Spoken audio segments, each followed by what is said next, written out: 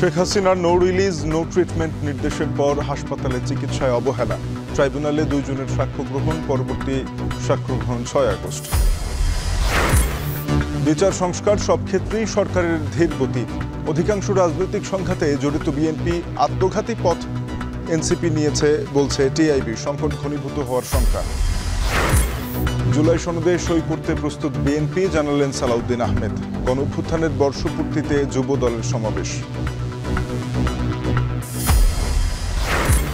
চট্টগ্রামের guest house থেকে সাবেক সেনাপ্রধান হারুনুর রশিদের মরদেহ উদ্ধার।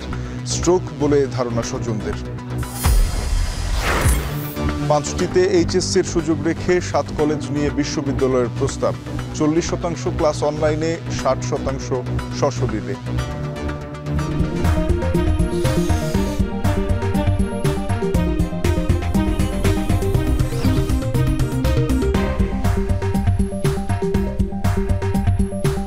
শিরোনাম শুনছিলেন, স্বাগত। এখন বিকেলে আপনাদের সাথে আছি তানজিম শাফিন। জুলাই আগস্টের মানবতা বিরোধী অপরাধের মামলায় পলাতক শেখ হাসিনা সহ আসামিদের বিরুদ্ধে দ্বিতীয় দিনের মতো সাক্ষ্য গ্রহণ শেষ হয়েছে। দ্বিতীয় দিন সাক্ষ্য দিয়েছেন জুলাই আন্দোলনে আহত হওয়া আবদুল্লাহ ইমরান ও পারভিন। এদিন শেখ হাসিনা জুলাই মাসে পঙ্গু হাসপাতালে আহতদের দেখতে গিয়ে নো রিলিজ নো ট্রিটমেন্ট বলার পর চিকিৎসায় অবহেলা হয় বলে আন্তর্জাতিক অপরাধ ট্রাইব্যুনালে সাক্ষ্য দিয়েছে জুলাই আহত আবদুল্লাহ ইমরান।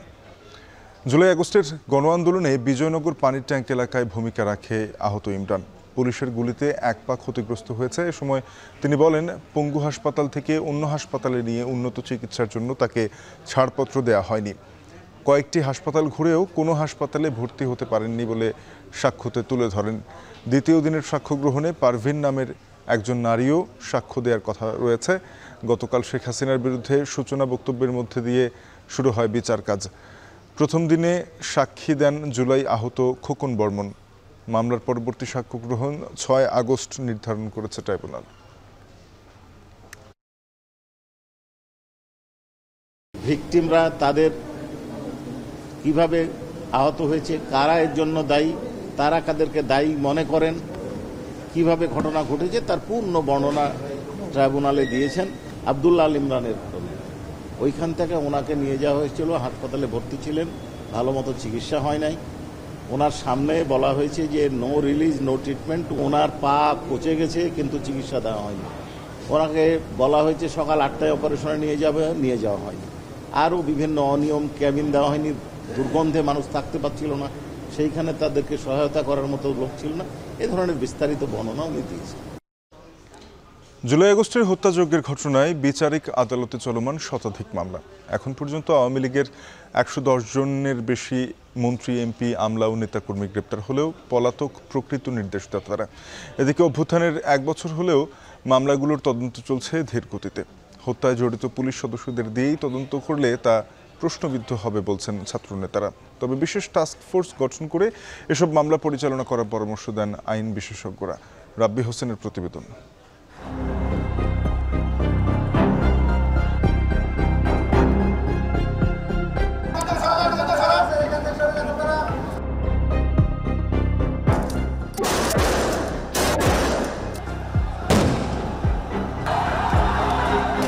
2024-এর 5 আগস্ট দুপুরবেলা বছরের পর বছর নিষ্পেষিত মজলুম জনতার স্রোত গণভবনের প্রাচীরের দিকে এগিয়ে গেলে বালির বাঁধের মতো ধসে পড়ে 15.5 বছরের বেশি একচ্ছত্র শাসন করা শেখ হাসিনার মসনদ।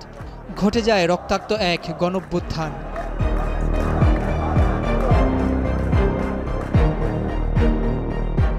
অভ্যুত্থানের পর 1,500-এর বেশি ছাত্র জনতাকে হত্যার ঘটনায় সারা দেশের বিভিন্ন থানায় ও আদালতের দ্বারস্থ হন শত শত শহীদের পরিবার। তাদের চোখে মুখে ছিল কেবলই বিচার পাবার আকুতি। যারা হত্যা করছে তাদের আমি বিচার চাই। একে একে হত্যা ও হত্যাচেষ্টার অভিযোগে শেখ হাসিনা সহ আওয়ামী লীগ ও 14 দলের নেতাদের নামে সারা দেশে প্রায় 1000-এর বেশি মামলা হয়েছে, যার মধ্যে প্রায় 600-র বেশি হত্যা মামলা। মামলাগুলোতে এখন পর্যন্ত পুলিশের প্রায় 1000 সদস্যকে আসামি করা হয়েছে, যার মধ্যে অন্তত 5 জন সাবেক আইজিপি, সাবেক অতিরিক্ত কমিশনার 41 জন, সাবেক ও বর্তমান ডিআইজি 24 জন, সাবেক ও বর্তমান এসপি 62 জনের নাম পাওয়া যায়। বাকিরা পুলিশের এসআই, এএসআই ও কনস্টেবল। রক্তাক্ত অভ্যুত্থানে শহীদ হওয়া শত শত পরিবারের চোখে এখনও জুলাইয়ের দগ্ধ স্মৃতি। প্রিয়জনের জীবনের বিনিময়ে এখন তারা শুধুই বিচার চান। কিন্তু জুলাই আগস্টের ঘটনায় দায়ের করা মামলার প্রধান আসামিরা গ্রেপ্তার না হওয়ায় বিচার পাওয়া নিয়ে হতাশ অনেকেই। 5 আগস্টের পর গ্রেপ্তার হন সাবেক 2 আইজিপি চৌধুরী আবদুল্লাহ আল মামুন ও শহীদুল হক। ডিএমপির সাবেক কমিশনার আসাদুজ্জামান মিয়া ও আবদুল্লাহিল কাফি সহ পুলিশের একাধিক ঊর্ধ্বতন কর্তা। ঢাকার মামলাগুলোতে সবচেয়ে বেশি নাম এসেছে সাবেক অতিরিক্ত আইজিপি মনিরুল ইসলাম, ডিএমপি কমিশনার হাবিবুর রহমান, সাবেক ডিবি প্রধান হারুনুর রশিদ, বিপ্লব কুমার সরকার ও ইকবাল হোসেনের নাম, যারা এখনও ধরাছোঁয়ার বাইরে। 2-1 জনের মামলা নিয়ে অবশ্যই কাজ করতে এবং সাজাও হয়তো 2-1 জনের। আমরা কি দেখি, যে কয়জনকে ধরছে, যে কয়জনের আওয়ামী লীগের কর্মকর্তাকে ধরছে, তারা কি করে? তাদের চেহারা দেখলে কি বোঝা যায় তারা কোনো নির্যাতনে আছে বা রিমান্ডে আছে? এছাড়া প্রায় 70% মামলার প্রধান আসামি ওবায়দুল কাদের, আসাদুজ্জামান খান কামাল সহ আওয়ামী লীগের শীর্ষ নেতারা। 5 আগস্টের পর আওয়ামী লীগের প্রায় 110 জনের বেশি সাবেক মন্ত্রী, প্রতিমন্ত্রী, সংসদ সদস্য সহ অসংখ্য নেতাকর্মী গ্রেপ্তার হয়ে কারাগারে আছেন, যাদের মধ্যে রয়েছে আনিসুল হক, সালমান এফ রহমান, দীপুমণি, রাশেদ খান মেনন, হাসানুল হক ইনু সহ একসময়ের আওয়ামী প্রভাবশালীরা। রয়েছেন সাবেক প্রধান বিচারপতি এবিএম খায়রুল হক, রয়েছেন সাবেক একাধিক আমলা ও নির্বাচন কমিশনাররাও। তবে জুলাই গণহত্যায় সরাসরি নির্দেশদাতা ও সরাসরি হত্যাকাণ্ডে জড়িত হিসেবে যাদের নাম মামলায় যুক্ত করা হয়েছে অধিকাংশই গ্রেপ্তার হয়নি। এ নিয়ে খুব জুলাই শহীদ স্বজনদের। খোঁজাখুঁজির পরে আমার ছেলের উপরে 8-10টা লাশ ছিল। এই লাশ সরাইয়া আমি লাশ চিহ্নিত করে বাড়ি করছি। আমি চাই ডক্টর নিউজ থাকতে আমাদের মামলার আমাদের একটা সুরাহা সে যায়। অথচ এদিকে বিচার শুরুর আগেই জুলাই আগস্টের ঘটনায় দায়ের করা মামলাগুলো নিয়ে প্রশ্ন উঠেছে নানা মহলে। ব্যক্তিগত কিংবা রাজনৈতিক প্রতিহিংসাবশত জুলাই হত্যার সঙ্গে জড়িত নন এমন মানুষদের নাম যুক্ত করে করা হয়েছে মামলা বাণিজ্য। অধিকাংশ মামলার বাদীপক্ষের আইনজীবী বিএনপিপন্থী। জুলাই আগস্টের ঘটনায় 1 বছরে এসে বিচারিক আদালতে দায়ের করা মামলাগুলোর তদন্ত চলছে ধীরগতিতে। এদিকে ছাত্র জনতাকে গুলি করে হত্যায় জড়িত পুলিশ কর্মকর্তাদের দায়িত্বে রেখে মামলা তদন্ত করলে তা প্রশ্নবিদ্ধ হবে বলছেন জাতীয় নাগরিক পার্টির নেতা আখতার হোসেন। অভ্যুত্থানের সময়কালে যারা দায়িত্বে থেকে জনগণের পক্ষে অবস্থান না নিয়ে ফেসিবাদের পক্ষে থেকে মানুষের উপরে গুলি চালাতে হুকুম দিল, যারা সরাসরি গুলি করলো, এরকম আইনশৃঙ্খলা বাহিনীতে যারা আছে তারা, এবং আওয়ামী লীগের যারা কুখ্যাত সন্ত্রাসী নেতা, তারা কিন্তু দেশ থেকে পালিয়ে যাওয়ার মতো তারা সুযোগ পেয়েছে। আইন বিশেষজ্ঞরা বলছেন স্বচ্ছতা নিশ্চিতে বিশেষ টাস্কফোর্স গঠন করে জুলাই আগস্টের মামলা পরিচালনা করার কথা। সবচেয়ে বড় কথা, বড় কালফিটটা বাইরে চলে গেছে। অজ্ঞাতনামা যাদেরকে দিছে এলাকার এই ছোটোখাটো এদেরকে গ্রেপ্তার করে এদের একটা হয়রানি হচ্ছে এবং বাণিজ্য হচ্ছে, এগুলো বন্ধ হওয়া দরকার। এগুলো আইনের শাসনের জন্য বন্ধ হওয়া দরকার। সব মিলিয়ে বাস্তবতা এটাই, জুলাই আগস্টের ঘটনায় এখনও মামলা হচ্ছে বিচারিক আদালতে। মামলাগুলোতে কতজন তদন্তকারী কর্মকর্তা কাজ করছে তারও সঠিক হিসেব নেই। এমন পরিস্থিতিতে বিচার নিশ্চিতে সরকারকে আরও মনোযোগী হওয়ার তাগিদ জানান শহীদ পরিবারগুলো। রাব্বি হোসেন, এখন, ঢাকা। অসহযোগ আন্দোলন আর স্বৈরাচারী সরকার কবে পালাবে তা ঠিক হয়েছিল আজকের দিনে। দেশজুড়ে অসহযোগ আন্দোলনে বন্ধ ছিল দোকানপাট, যান চলাচল। পুলিশের পাশাপাশি এদিন নামে আওয়ামী সন্ত্রাসী বাহিনীও। চারদিকে নিহত পরিবারগুলোর আহাজারি যেন সেদিন কাঁপিয়ে দিয়েছিল ক্ষমতার মসনদ। কারফিউ, শোক, প্রতিবাদ আর প্রতিরোধের স্মৃতির খবর জানাচ্ছেন শাহাদাত অব্রহ।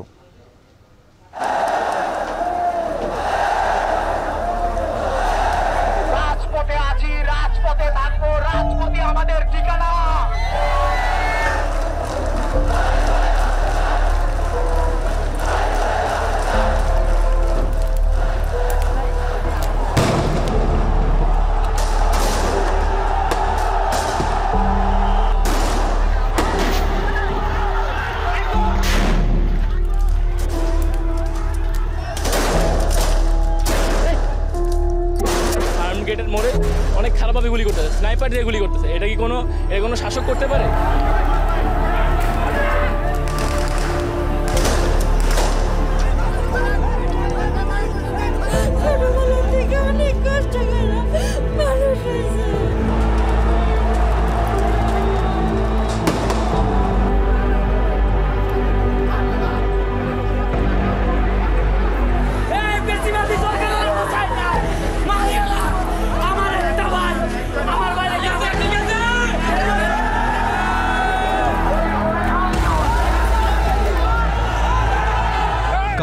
গুলি, রক্তে রাঙা আরও একটি দিন।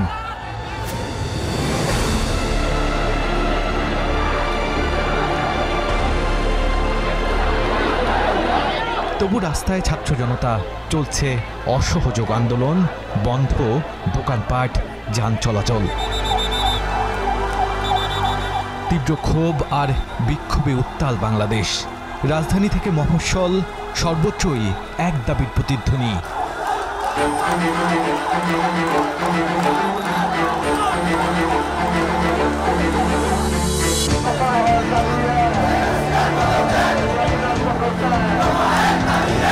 তখনও জুলাই শেষ হয়নি।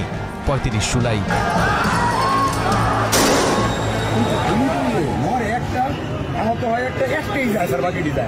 একজন মরে, সেই স্বরে আর কেউ সরে না বলা পুলিশের মনেও ভয়। তাই এই দিন অস্ত্র হাতে দেশের গুরুত্বপূর্ণ পয়েন্টে নেমেছিল আওয়ামী সন্ত্রাসীরা। ঢাকার বেশ কিছু রাস্তার উপর ফেলে রাখা হয় লাশ।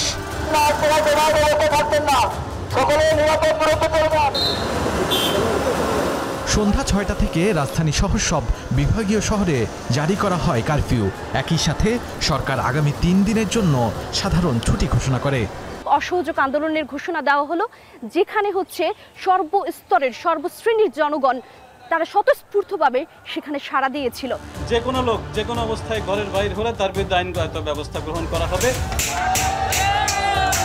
অন্যদিকে ছাত্ররা হলের তালা ভেঙে দখল নেয় হলগুলো। লং মার্চ টু ঢাকার যেই প্রোগ্রামটা আমরা দিয়েছি সেটা ৬ তারিখে সফল নাও হতে পারে।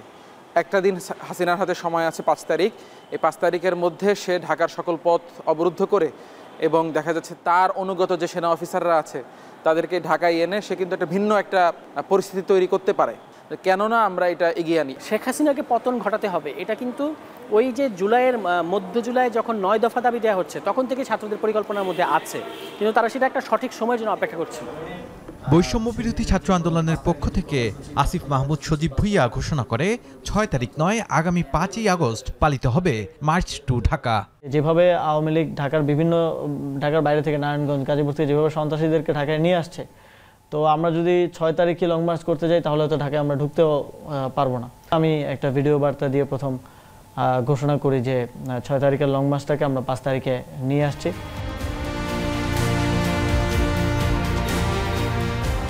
আমি যেখানে দাঁড়িয়ে আছি এখান থেকেই ঘোষণা করা হয়েছিল ১ দফার।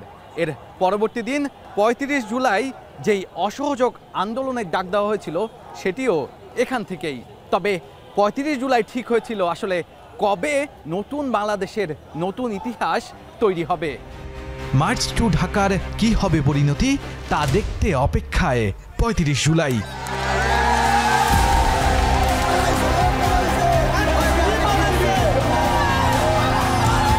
এরপর লাখো মানুষ নেমে এলো রাজপথে। আবারও একবার বুলেট বোমার কাছে মাথা নোয়ায়নি বাংলাদেশ। শাহাদাত অভ্র, এখন ঢাকা। আইন শৃঙ্খলা পরিস্থিতির উন্নতি কাঙ্ক্ষিত মাত্রায় পৌঁছাতে পারেনি, তবে অন্তর্বর্তী সরকার চেষ্টা করে যাচ্ছে বলে জানিয়েছেন স্বরাষ্ট্র উপদেষ্টা জাহাঙ্গীর আলম চৌধুরী। সকালে সচিবালয়ে ব্রিফিংয়ে এক প্রশ্নের জবাবে স্বরাষ্ট্র উপদেষ্টা মব সহিংসতা আগের চেয়ে কমেছে বলে দাবি করেন। বলেন, নির্বাচনকে ঘিরে আইন শৃঙ্খলা বাহিনী সজাগ আছে, বর্তমান পুলিশ প্রশাসন দিয়েই নির্বাচন হবে জানান তিনি। এছাড়া ৫ আগস্টকে ঘিরে জনসাধারণের আতঙ্কের কোনো কারণ নেই বলেও আশ্বস্ত করেন স্বরাষ্ট্র উপদেষ্টা। নির্বাচন যেসব হবে, যেসব আইন শৃঙ্খলা পরিস্থিতি যেন ভালো থাকে, এই জন্য আমরা সব ধরনের প্রস্তুতি নিচ্ছি। এর আগে আমরা বলছি যে আমরা কিন্তু ট্রেনিংও করাচ্ছি এবং সরকারের একটাই হলো যে তারাও কিন্তু একটু ওই ফোর্সের সংখ্যা বাড়ানোর জন্য কিন্তু একটা দিয়ে দিচ্ছে, স্যাংশন দিয়ে দিচ্ছে। যে বেশি ভালনারেবল তারা একটু বেশি প্রোটেকশন দেওয়া হয়, যে একটু কম ভালনারেবল তারা একটু কম প্রোটেকশন দেওয়া হয়। মব ভাইলেন্স তো কমছে, এটা আস্তে আস্তে একেবারে এলিমিনেট হয়ে যায়। আমরা এই মবের ক্ষেত্রে কোনো ধরনের ছাড় আমরা দিব না। জুলাই সনদের খসড়ার সাথে বিএনপি শতভাগ একমত হয়েছে বলে জানিয়েছেন বিএনপির স্থায়ী কমিটির সদস্য সালাউদ্দিন আহমেদ। সেই সাথে জুলাই সনদ বাস্তবায়নে আরও আলোচনা হলেও তাতে বসতে রাজি আছে বিএনপি। এদিকে 5 আগস্ট জুলাই ঘোষণাপত্রের অনুষ্ঠানে বিএনপি এখনো আমন্ত্রণ পায়নি বলেও জানান বিএনপির এই নেতা। রাজধানীর গুলশানের নিজ বাসায় সাংবাদিকদের এসব কথা জানান সালাউদ্দিন আহমেদ। বিস্তারিত থাকছে প্রতিবেদনে।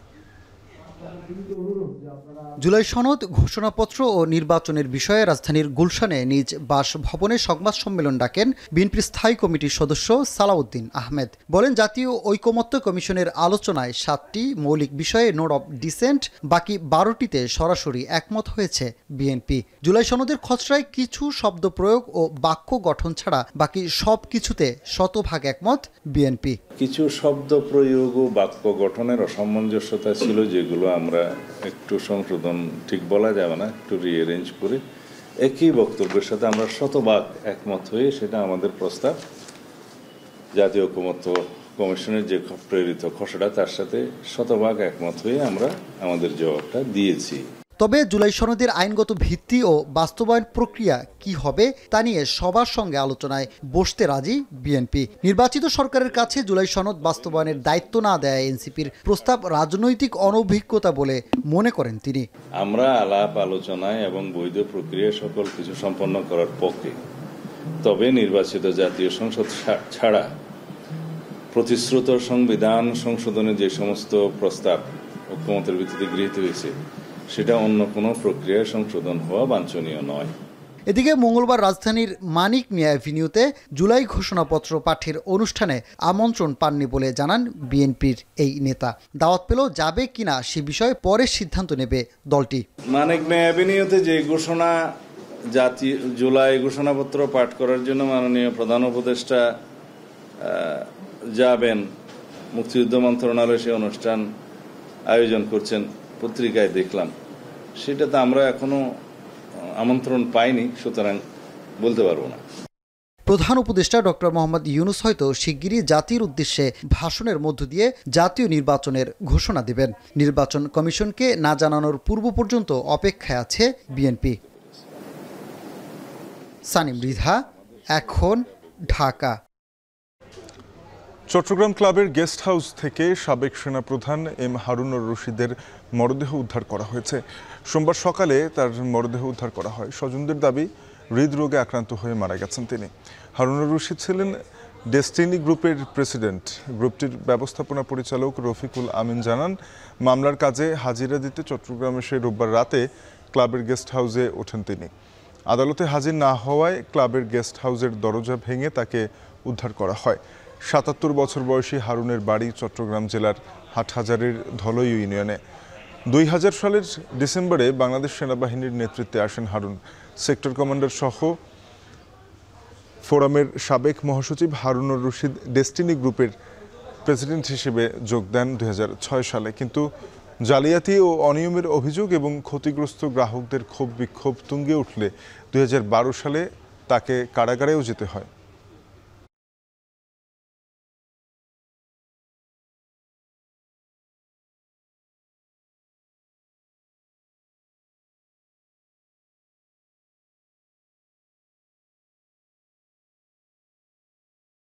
আর্মি অফিসার যারা এখানে ছিলেন তারা বললেন এই বডি অলরেডি ওনারা নিয়েছেন, এতে সিএমএচে ওটা ওনাকে রাখবেন, ওখানে ওনারা একটা জানাজা করবেন। মানুষের স্ট্রোক, অনেক সময় ফ্যামিলি মেম্বাররা পাশে বসে থাকে, পাশে শুয়ে থাকে, মরে মানে পেশেন্ট এক্সপায়ার করে তাও ধরতে পারে না, কারণ স্ট্রোক যে কোনো সময় হতে পারে, যদি একলা ছিলেন হতেই পারে।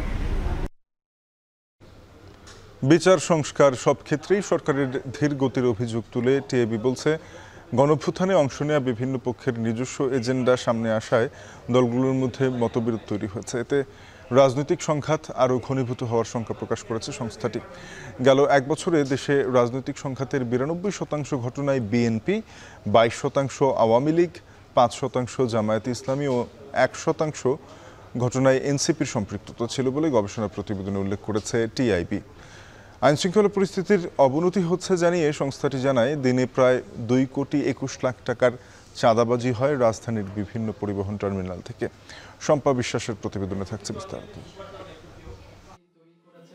জুলাই গণ অভ্যুত্থানে মানবতা বিরোধী অপরাধে জড়িতদের বিচার নিয়ে জিজ্ঞাসা এবং কৌতূহল রয়েছে দেশে বিদেশে, কিন্তু আসামিদের জামিন না পাওয়া, আদালতে হাজির হতে গিয়ে শারীরিক লাঞ্ছনা ও কৌশলী নিয়োগে বিতর্ক সহ নানা ইস্যুতে প্রশ্নবিদ্ধ হচ্ছে বিচার প্রক্রিয়া। সোমবার অন্তর্বর্তী সরকারের 1 বছরের কার্যক্রম নিয়ে টিআইবির গবেষণা প্রতিবেদনে উঠে আসে এমন পর্যবেক্ষণ। এছাড়া গুমের বিচারে ধীরগতি, নিরাপত্তা ও আইন শৃঙ্খলা রক্ষাকারী সংস্থার বিরুদ্ধে আলামত নষ্টের অভিযোগও পাওয়া গেছে। আন্তর্জাতিক অপরাধ ট্রাইব্যুনালে নিয়োগকৃত বিচারক ও কৌশলীদের নিয়োগ নিয়ে বিতর্ক বা সমালোচনা রয়েছে। তাদের দক্ষতা, অভিজ্ঞতা ও রাজনৈতিক সংশ্লিষ্টতা নিয়েও প্রশ্ন উত্থাপিত হয়েছে। বিচার প্রক্রিয়া শুরু হলেও এবং কিছু ক্ষেত্রে অগ্রগতি হলেও ঢালাও মামলা অভিযুক্ত ব্যক্তিদের বিরুদ্ধে অপরাধের ধরন অনুযায়ী সুনির্দিষ্ট মামলা না দেওয়ার ফলে মামলার ভিত্তি দুর্বল হয়েছে এবং এই কারণে মামলার প্রতিবেদন তৈরিতে চ্যালেঞ্জ সৃষ্টি হয়েছে। টিআইবির গবেষণায় আরও দেখা যায় দেশের বিভিন্ন স্থানে মব তৈরি করে দাবি আদায় করা হচ্ছে, যাতে অবনতি হচ্ছে আইন শৃঙ্খলা পরিস্থিতির। গত 1 বছরে 471টি রাজনৈতিক সহিংসতায় 121 জন নিহত হয়েছেন, যেখানে রাজনৈতিক দলগুলোর সংশ্লিষ্টতার অভিযোগ পাওয়া গেছে। এছাড়া রাজনৈতিক সংঘাতের 92% ঘটনায় বিএনপি, 22% ঘটনায় আওয়ামী লীগ, 5% জামায়াত ইসলামী এবং 1% ঘটনায় এনসিপির সম্পৃক্ততা রয়েছে। দেখা যাচ্ছে পুলিশ বাহিনীতে মৌলিক সংস্কারের পরিবর্তে কেবল পদোন্নতি প্রদান ও বদলি বিষয়ে মনোযোগ দেওয়া হয়েছে। 1 বছরে আইন শৃঙ্খলা পরিস্থিতির অবনতি অব্যাহত রয়েছে। খুন, ডাকাতি, চুরি, ছিনতাই, ধর্ষণ, আন্দোলন, লুটপাট, অরাজকতা অব্যাহত রয়েছে। এছাড়া আইন হাতে তুলে নেওয়ার প্রবণতা বা মব জাস্টিসের উত্থান আমরা লক্ষ্য করেছি। সংবাদ সম্মেলনে টিআইবির নির্বাহী পরিচালক জানান, রাজনৈতিক দলগুলোর চাঁদাবাজি, দলবাজি, মামলা বাণিজ্যে বিশৃঙ্খল পরিস্থিতির সৃষ্টি হয়েছে। বিশেষ করে নতুন দলগুলো তাদের আদর্শের জায়গা থেকে সরে এসেছে বলে মন্তব্য করেন তিনি। অন্তর্বর্তী সরকারের আমলেও গণমাধ্যমের স্বাধীনতা নিশ্চিত না হওয়ায় হতাশা প্রকাশ করেন টিআইবির নির্বাহী পরিচালক। সরকারে এক ধরনের সুচিন্তিত কৌশল বা রোড ম্যাপ ছিল না। তাদের উপরে যে অর্পিত দায়িত্বগুলো কীভাবে বাস্তবায়ন করবেন সেটা খুব কৌশলগত দৃষ্টিভঙ্গিতে সময়াবদ্ধ রোড ম্যাপ তৈরি করে করা হয়নি। 5 আগস্টের পরবর্তী যাত্রাটাই অসুবিধা ছিল। যে সমস্ত রাজনৈতিক দলগুলো ট্রেডিশনাল বা কনভেনশনাল রাজনৈতিক দলগুলো ছিল দীর্ঘদিন বাংলাদেশে কর্মরত, তাদের শীর্ষ অবস্থানে, তাদের মধ্যে শীর্ষ অবস্থানে যারা ছিলেন তাদের একাংশের মধ্যে দলবাজি, দখলবাজি, চাঁদাবাজি থেকে শুরু করে গ্রেপ্তার বাণিজ্য, মামলা বাণিজ্য থেকে শুরু করে বিভিন্ন ধরনের অনাচার, অনিয়ম, দুর্নীতি এবং নিজেদের মধ্যে দ্বন্দ্ব, এটা কিন্তু ঠিক 5 আগস্টের বিকেলবেলা থেকে আমরা পর্যবেক্ষণ করেছি এবং সারা পুরো বছরটাই সেটা অব্যাহত ছিল। ঘনীভূত হয়েছে আরও। নতুন যে রাজনৈতিক শক্তি বিকশিত হয়েছে তাদেরও জন্মলগ্ন থেকেই যেটা দেখা গেছে যে একই রোল মডেল তারা অনুসরণ করেছে। যেটা প্রতিষ্ঠিত রোল মডেল সেটাই দলবাজি, দখলবাজি, চাঁদাবাজি, এই রোল মডেলের মধ্যে তারা নিজেদেরকে নিমজ্জিত করেছে এবং যে সম্ভাবনা ছিল সেটার থেকে নিজেদেরকে অনেকটাই বঞ্চিত করে আত্মঘাতী পথে অগ্রসর হয়েছে। টিআইবির গবেষণার ফলাফলে মূল্যস্ফীতির চাপ, কর্মসংস্থান সৃষ্টি না হওয়া, দরিদ্র মানুষের সংখ্যা বাড়ার মতো বিষয়গুলো উঠে এসেছে। এছাড়া নির্বাচন নিয়ে অন্তর্বর্তী সরকারের কোনো সুস্পষ্ট রোডম্যাপ না থাকায় রাজনৈতিক অস্থিরতা সৃষ্টি হচ্ছে বলে সংবাদ সম্মেলনে মন্তব্য করেন বক্তারা। নির্বাচন। শম্পা বিশ্বাস, এখন, ঢাকা। জুলাই গণঅভ্যুত্থানের বর্ষপূর্তিতে রাজধানীর ইঞ্জিনিয়ার্স ইনস্টিটিউশনে যুব সমাবেশ করছে জাতীয়তাবাদী যুব দল। সমাবেশের খবর জানাতে সেখানে আছেন সহকর্মী জাওয়াদ মাহমুদ, যুক্ত হব তার সাথে। জাওয়াদ, যুব দলের সমাবেশে কেন্দ্রীয় নেতাদের মধ্যে কে কে উপস্থিত হয়েছেন? সমাবেশ থেকে নেতাকর্মীরা কি বার্তা দিচ্ছেন?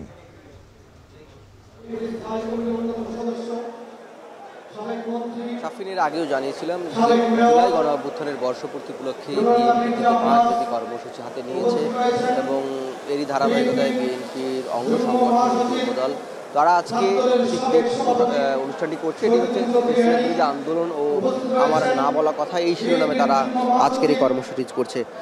এটা আনুষ্ঠানিকভাবে 3টা নাগাদে শুরু হয়েছে, কিন্তু শুরুর পর আমরা দেখেছি যে যারা আসলে এই জুলাই গণঅভ্যুত্থানে আহত হয়েছেন এবং শহীদ হয়েছেন, তাদের যারা আহত হয়েছেন তারা কথা বলেছেন, যারা শহীদ হয়েছেন সেই শহীদ পরিবারের সদস্যরা এখন কথা বলছেন এবং এছাড়াও যারা এই বিগত 1.5 দশকে স্বৈরশাসনের শাসনামলে যারা নানানভাবে ক্ষতিগ্রস্ত হয়েছেন, গুমের শিকার হয়েছেন, সেই সকল পরিবারের সদস্যরা আসলে এখানে কথা বলছেন এবং তাদের বক্তব্যে যেটি উঠে আসছে তারা বলছেন যে দীর্ঘ নিপীড়ন এবং নির্যাতনের ধারাবাহিকতায় মূলত জুলাই অভ্যুত্থানের যে একটি সূত্রপাত সেটি ঘটেছে এবং সেটিকে তারা আসলে এই জুলাই গণ অভ্যুত্থানের এক ধরনের লিগ্যাসি হিসেবে তারা এটিকে বলছেন এবং তাদের কথায় যে বিষয়টি উঠেছে বিচারের কথা তাদের বক্তব্যে উঠে এসেছে।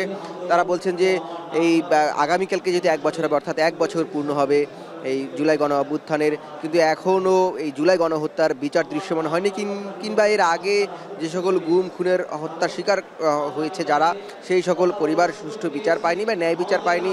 সেই বিচার নিয়ে তাদের মধ্যে এখনও শঙ্কা আছে এবং তারা এখানে বিশেষ করে বিএনপির ভারপ্রাপ্ত চেয়ারম্যান তারেক রহমান এবং বিএনপির সিনিয়র যারা নেতা উপস্থিত হয়েছেন, বিশেষ করে বিএনপির মহাসচিব মির্জা ফখরুল ইসলাম আলমগীর এবং বিএনপির স্থায়ী কমিটির 3জন সদস্য এখানে এসেছেন। আমরা দেখেছি ডক্টর মঈন খান, মির্জা আব্বাস এবং ডক্টর এজেডএম জাহিদ, অর্থাৎ বিএনপির সিনিয়র নেতা যারা আছেন তাদের কাছে আহ্বান জানিয়েছেন তারা যেন এই বিচার প্রক্রিয়া ত্বরান্বিত করতে উদ্যোগ নেয় এবং তাদের কাছে এই আহ্বান জানিয়েছেন। যদিও বিকেলের এই অনুষ্ঠান যখন শেষ হবে আমরা জানি যে প্রায় 45 জনের মতো বক্তব্য রাখবেন বিএনপির কেন্দ্রীয় নেতা সহ জুলাই গণ অভ্যুত্থানের শহীদ এবং আহতরা, শহীদ পরিবারের সদস্যরা এবং এই যে 1.5 দশকে যারা গুম খুন হত্যাকাণ্ডের শিকার হয়েছে সেই সকল পরিবারের সদস্যরা। এখন মূলত এই পর্বে যারা এর আগে এই 1.5 দশকে যারা আহত হয়েছেন বা যারা যে সকল পরিবারের সদস্যরা গুম হয়েছেন সেই সকল পরিবারের সদস্যরা কথা বলছেন এবং জুলাই গণ অভ্যুত্থানে আহত নিহত পরিবারের সদস্যরা এবং আহতরা কথা বলছেন। এই ছিল এখন পর্যন্ত আমার কাছে যুবদলের যুব সমাবেশ থেকে সবশেষ। 7 কলেজ সমন্বয়ে ঢাকা কেন্দ্রীয় বিশ্ববিদ্যালয় গঠন করতে বিশ্ববিদ্যালয় মঞ্জুরি কমিশন ইউজিসিকে চিঠি দিয়েছে শিক্ষা মন্ত্রণালয়। সকালে সংবাদ সম্মেলনে শিক্ষা মন্ত্রণালয়ের ভারপ্রাপ্ত সচিব মুজিবুর রহমান একথা জানান।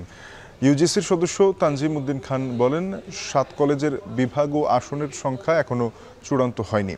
এ বিষয়ের মধ্যে বিশ্ববিদ্যালয়ের সমস্ত কার্যক্রম শেষ করা হবে।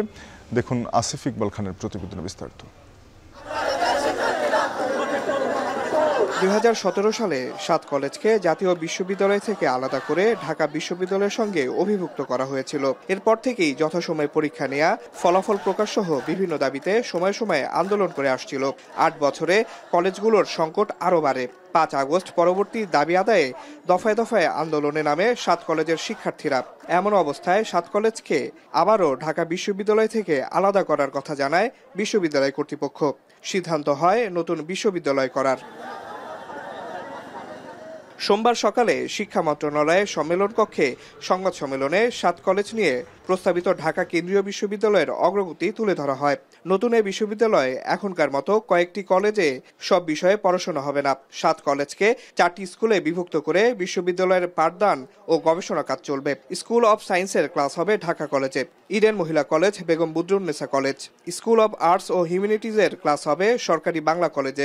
স্কুল অব বিজনেস স্টাডির ক্লাস হবে সরকারি তিতুমির কলেজে এবং স্কুল অব ল অ্যান্ড জাস্টিসের ক্লাস হবে কবি নজরুল ও সরকারি শহীদ সোহরাওয়ার্দী কলেজে।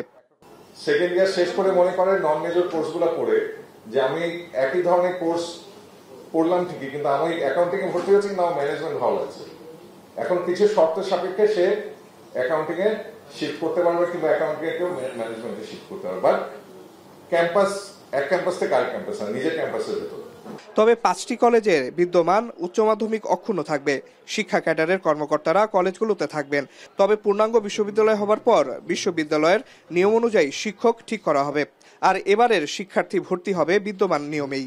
নতুন বিশ্ববিদ্যালয়ের 40% ক্লাস হবে অনলাইনে, বাকিটা অফলাইনে হবে। একজন উপাচার্য ও একজন প্রক্টর সহ 7 কলেজে 14 জন ডেপুটি প্রক্টর থাকবেন।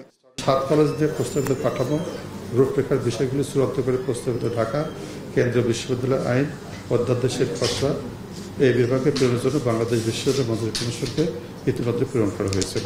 বিশ্ববিদ্যালয়ে একজন প্রক্টর থাকবেন। এছাড়া প্রতিটি কলেজে একজন পুরুষ একজন নারী ডেপুটি প্রক্টর থাকবেন। অর্থাৎ 7 কলেজের সর্বমোট 14 জন ডেপুটি প্রক্টর থাকবেন। এদিকে রোববার প্রস্তাবিত ঢাকা কেন্দ্রীয় বিশ্ববিদ্যালয়ের 2024-25 শিক্ষাবর্ষে আন্ডার গ্র্যাজুয়েট প্রোগ্রামে ভর্তি কার্যক্রম শুরু হয়েছে, যেখানে বিশ্ববিদ্যালয়টির 4টি অনুষদে 23টি বিষয়ে স্নাতক পর্যায়ে শিক্ষার্থী ভর্তি নেওয়া হবে। সব মিলে আসন সংখ্যা 4500। আবেদন করা যাবে 10 আগস্ট পর্যন্ত। আবেদন ফি 800 টাকা। চ্যালেঞ্জ আর প্রবলেম না থাকলে তো অপরচুনিটিও আসে না। আসিফ ইকবাল খান, এখন, ঢাকা। সর্ববৃহৎ পাইকারি বাজার চট্টগ্রামের খাতুনগঞ্জে হঠাৎ বাড়তি পেঁয়াজ ও আদার বাজার। 3 দিনের ব্যবধানে পেঁয়াজের দাম কেজিতে 10 থেকে 13 টাকা পর্যন্ত বেড়েছে, আদার দাম বেড়েছে 80 টাকা পর্যন্ত। আমদানি খরচ বাড়তি ও দেশীয় সরবরাহ সংকটে বাজার চড়ার কারণ হিসেবে দেখাচ্ছেন ব্যবসায়ীরা। এদিকে দিনাজপুরের হিলিতেও বেড়েছে পেঁয়াজ, আদা সহ বেশ কিছু পণ্যের দাম। এতে বিপাকে পড়েছেন নিম্ন আয়ের মানুষ। কাজী মাহফুজের প্রতিবেদন।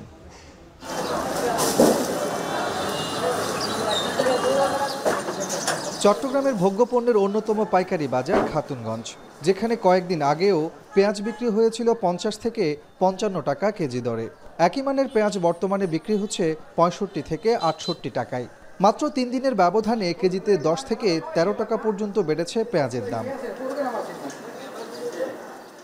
ব্যবসায়ীরা বলছেন, বাজারে পেঁয়াজের সরবরাহ কমায় বেড়েছে দাম। আর কৃষকদের হাতে পর্যাপ্ত মজুদ থাকলেও বৈরী আবহাওয়া সহ বিভিন্ন কারণ দেখিয়ে বেশি দামে বিক্রি করছেন তারা। এছাড়া দেশি পেঁয়াজের মজুদ শেষের দিকে হওয়ায় প্রভাব পড়েছে বাজারে। আমদানি না বাড়লে সামনে দাম আরও বাড়ার আশঙ্কা করছেন ব্যবসায়ীরা। আগে আমরা খুচরা বিক্রি করতাম 60 টাকা, এখন বিক্রি করতেছি 75 টাকা। কৃষকরা তাদের মজুদ বাড়িয়ে দিয়েছে, আর মার্কেটে একটা ক্রাইসিস সৃষ্টি করে এই কৃত্রিম সংকট সৃষ্টি করে এর দাম বাড়াচ্ছে। সরকার যদি চাই ইন্ডিয়ান পেঁয়াজ আইপি দেয় তাইলে কি দেশের বাজার, দেশের পেঁয়াজের দামও কমবে, মানুষের মানসম্মত কি পেঁয়াজটা একটু কম রেটেই কিনতে পারবে। এদিকে পেঁয়াজের সাথে পাল্লা দিয়ে বেড়েছে আদার ঝাঁঝও। সপ্তাহ ব্যবধানে চীনা আদা কেজিতে 70 থেকে 80 টাকা বেড়ে বিক্রি হচ্ছে 200 থেকে 210 টাকায়। আমদানিকারক ও দোকানদাররা বলছেন, চীনে আদার বুকিং রেট বেড়ে যাওয়ায় আমদানি খরচ বেড়েছে, যার প্রভাব পড়ছে পাইকারি ও খুচরা পর্যায়ে। তবে স্থিতিশীল রয়েছে চীনা রসুনের দাম। হ্যাঁ, বুকিং রেট বাড়তির কারণে বাজারটা বাড়তি ছিল, আর বাংলাদেশে যখন শর্ট ছিল আদা, তখন বাজার তো একটু বাড়তি থাকবে। এছাড়া দিনাজপুরের হিলিতে কেজিতে 15 টাকা পর্যন্ত বেড়েছে পেঁয়াজের দাম, আর আদার দাম বেড়েছে প্রতি কেজি 60 টাকা। এতে বিপাকে পড়েছেন নিম্ন আয়ের মানুষ। কাজী মাহফুজ, এখন। নিজেদের অপরাধ ঢাকতে সীমান্ত হত্যার কৌশলে পরিবর্তন করেছে বিএসএফ। এতদিন গুলি করে হত্যা করলেও সম্প্রতি পাশবিক নির্যাতনে মেরে ফেলছে তারা। সবশেষ শনিবার চাঁপাইনবাবগঞ্জের মাসুদপুর সীমান্তে 2 বাংলাদেশিকে অ্যাসিডে পুড়িয়ে হত্যার পর পদ্মায় ফেলে দিয়েছে প্রতিবেশী দেশটির সীমান্ত বাহিনী। স্থানীয়দের দাবি, অল্প দামে গরু কেনার প্রলোভন দেখিয়ে ডেকে নেয় বিএসএফের হাতে বাংলাদেশিদের তুলে দিচ্ছেন ভারতীয় নাগরিকরা। সোহান মাহমুদের তথ্য, ছবিতে দেখুন প্রতিবেদন। বাংলাদেশে অন্তর্বর্তী সরকারের 11 মাসের শাসনামলে অন্তত 34 বাংলাদেশিকে গুলি করে হত্যা করেছে ভারতের সীমান্তরক্ষী বাহিনী বিএসএফ। তবে সম্প্রতি নিজেদের অপরাধ ঢাকতে সীমান্তের হত্যাকাণ্ডের কৌশল পরিবর্তন করেছেন তারা। এখন গুলি করে নয়, বরং বৈদ্যুতিক শক কিংবা অ্যাসিডে পুড়িয়ে হত্যার পর পদ্মা নদীতে ফেলে দেওয়া হচ্ছে বাংলাদেশিদের মরদেহ। সবশেষ শনিবার চাঁপাইনবাবগঞ্জের মাসুদপুর সীমান্তে মাছ ধরতে গেলে 2 বাংলাদেশিকে অ্যাসিডে পুড়িয়ে হত্যার ঘটনার পর ফের শুরু হয় আলোচনা। নদীতে গেছিল মাছ মারতে, সে ছেলেকে ভারতের পিচবোর্ড বিএসএফ এসে সে ছেলেকে উঠিয়ে নিয়ে সে ছেলেকে হত্যা করেছে। নির্যাতন করে শরীরে অ্যাসিড ঢেলে কুপিয়ে মেরে ফেল দিয়েছে। পরে আমরা খবর পেলাম এটা এই বাম ডাইন সাইডে এটাকে কেটে দিয়েছে, জিভে বার হয়ে গেছে। স্থানীয়রা বলছেন, ভারতীয় নাগরিকদের সঙ্গে আতাত করে সীমান্ত এলাকায় গড়ে উঠেছে একটি গরু চোরাকারবারি চক্র। তারা এলাকার গরিব অসহায় ব্যক্তিদের টার্গেট করে 20 থেকে 30 হাজার টাকার প্রলোভন দেখিয়ে ভারতে গরু আনতে পাঠায়। এছাড়া অল্প দামে গরু দেওয়ার প্রলোভন দেখিয়ে ডেকে নিয়ে বাংলাদেশিদের বিএসএফের হাতে তুলে দেওয়া হচ্ছে বলে অভিযোগ স্থানীয়দের। কিন্তু ধরাছোঁয়ার বাইরে থেকে যায় চোরাকারবারি ও ভারতীয় নাগরিকরা। বাংলাদেশের অভ্যন্তরে থেকে ভারতের বিএসএফ কিন্তু তাদেরকে ধরে নিয়ে যায় এবং নৃশংসভাবে তাদেরকে হত্যা করে। আমাদের লোক ভারতের মধ্যে যদি যায়, তারা অনেক রকম নির্যাতন করে মারে। তারা বিভিন্নভাবে কুপিয়ে লাশ গুম করে নিচ্ছে, আবার বিভিন্নভাবে অ্যাসিড, বিভিন্ন জাতীয় পদার্থ হিসাবে তাদেরকে খাইয়ে মিশিয়ে তাদেরকে হত্যা করা হচ্ছে। তারা আমাকে খুব হেয়পণ্য চোখে দেখছে, তারা আমাদেরকে মূল্যায়নই করছে না। আইনগত ব্যবস্থা ছিল, তারা ধরে নিয়ে যেত, তারা কাস্টমকে দিত অথবা থানাকে দিত, থানা কোর্টে দিত, কোর্ট তখন অপরাধ জেলে দিত। নৌপুলিশের রাজশাহীর গোদাগাড়ী জোনের পরিদর্শক তহিদুর রহমানের কাছ থেকেও মিলেছে বাংলাদেশিদের হত্যা ও নির্যাতনের ভয়াবহ বর্ণনা। একটা হলো সবুর নাম, যেটা রাজশাহীতে লাশ পাওয়া গেছে, এটা হলো গায়ে তার ধারালো অস্ত্রের জখম আছে। কালকে একটা আছে সেলিম রেজা, একটা আছে শরীফুল। এই শরীফুলের গায়ে ফোস্কা জাতীয় এরকম ঝলসানো ফোস্কা আছে সমস্ত শরীরে। আর একটা হলো সেলিম রেজা ভিকটিম, তার গায়ে এরকম গুরুতর কাটা জখম আছে, ধারালো অস্ত্রের আঘাতের জখম। গেল 12 দিনে চাঁপাইনবাবগঞ্জ সীমান্তে 4 জনকে নির্যাতন করে হত্যা করেছে ভারতীয় সীমান্তরক্ষী বাহিনী বিএসএফ। সুষ্ঠু তদন্তের মাধ্যমে এসব হত্যাকাণ্ডের বিচার চান স্থানীয়রা। এখন চাঁপাইনবাবগঞ্জ। সংসদ নির্বাচনের জন্য প্রয়োজনীয় সামগ্রী কেনাকাটা 30 সেপ্টেম্বরের মধ্যে শেষ হবে। দুপুরে নির্বাচন ভবনে সমসাময়িক বিষয় ব্রিফিংয়ে ইসি সচিব আখতার আহমেদ জানান, সময় মতো নির্বাচনের তফসিল দেবে কমিশন। নতুন দল নিবন্ধনের কাজ চলছে জানিয়ে রাজনৈতিক দলের বিধিমালা চলতি সপ্তাহে চূড়ান্ত করার কথা জানান ইসি। বিস্তারিত মিয়া আমিরুলের প্রতিবেদনে। ত্রয়োদশ জাতীয় সংসদ নির্বাচন অনুষ্ঠানের জন্য নানামুখী কর্মযজ্ঞ চলছে নির্বাচন কমিশনে। বিশেষ করে ভোটার তালিকা হালনাগাদ, আচরণ বিধিমালা চূড়ান্ত, নতুন রাজনৈতিক দল নিবন্ধন, সংসদীয় আসনের সীমানা নির্ধারণ এবং নির্বাচন সামগ্রী ক্রয় নিয়ে। পাশাপাশি আলাপ আলোচনা চলছে নির্বাচনে বিদেশি পর্যবেক্ষক নিয়েও। এসব বিষয়ে সোমবার ইসি সচিবালয়ে সাংবাদিকদের সাথে কথা বলেন কমিশন সচিব। জানান, আগামী সেপ্টেম্বরের মধ্যে নির্বাচনী ক্রয় বিক্রয়ের কাজ সম্পন্ন করবে কমিশন।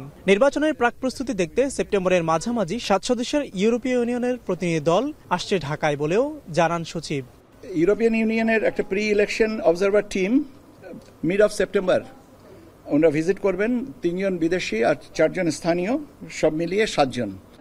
নিবন্ধিত 51টি দলের মধ্যে 2024 সালের আয় ব্যয়ের হিসাব জমা দিয়েছে 30টি দল। 15টি দল সময় বাড়ানোর আবেদন করলেও বাকিগুলোর খোঁজ মেলেনি। রাজনৈতিক দলের আচরণ বিধিমালা চূড়ান্ত হতে পারে চলতি সপ্তাহে। এছাড়াও রাজনৈতিক দলের আচরণ বিধিমালায় যুক্ত হতে পারে এআই প্রযুক্তি ব্যবহারের বিষয়টি। আগামী 31 আগস্ট চূড়ান্ত ভোটার তালিকা প্রকাশের কথাও বলছে নির্বাচন কমিশন।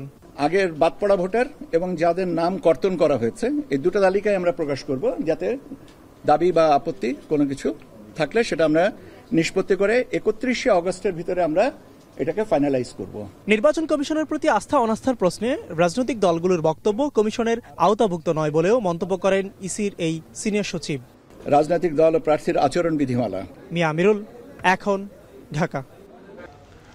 বাংলাকে বাংলাদেশের ভাষা বলায় দিল্লি পুলিশের উপরে ক্ষোভ ঝেড়েছেন পশ্চিমবঙ্গের মুখ্যমন্ত্রী মমতা বন্দ্যোপাধ্যায়। আর এতে তীব্র প্রতিক্রিয়া জানিয়েছে ক্ষমতাসীন বিজেপি। সামাজিক যোগাযোগ মাধ্যম এক্সে দেয়া এক পোস্টে মমতা জানান, বাংলাকে বাংলাদেশি ভাষা বলা অপমানজনক, কারণ বাংলা হলো রবীন্দ্রনাথ ঠাকুর, স্বামী বিবেকানন্দের ভাষা। ভারতেরও সংবিধানেও যেখানে বাংলা ভাষার স্বীকৃতি দেয়া রয়েছে, সেই ভাষাকে বাংলাদেশি ভাষা বলা অসাংবিধানিক ও জাতীয়তা বিরোধী বলে উল্লেখ করেন মমতা বন্দ্যোপাধ্যায়। দিল্লির বঙ্গভবনে অফিসার ইনচার্জকে পাঠানো এক চিঠি ঘিরে এই বিতর্কের সূত্রপাত হয়।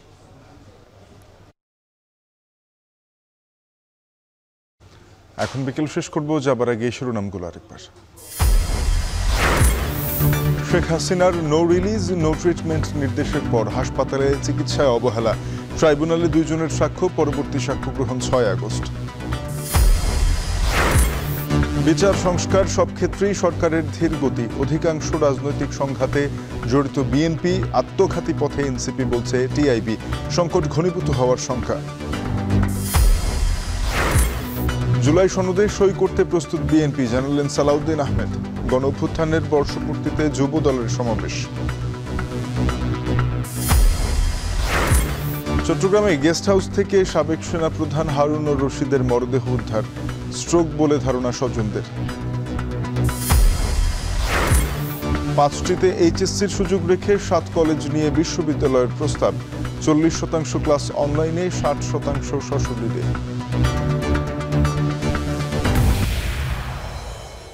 এ ছিল এখন বিকেলের সাথে থাকার জন্য ধন্যবাদ।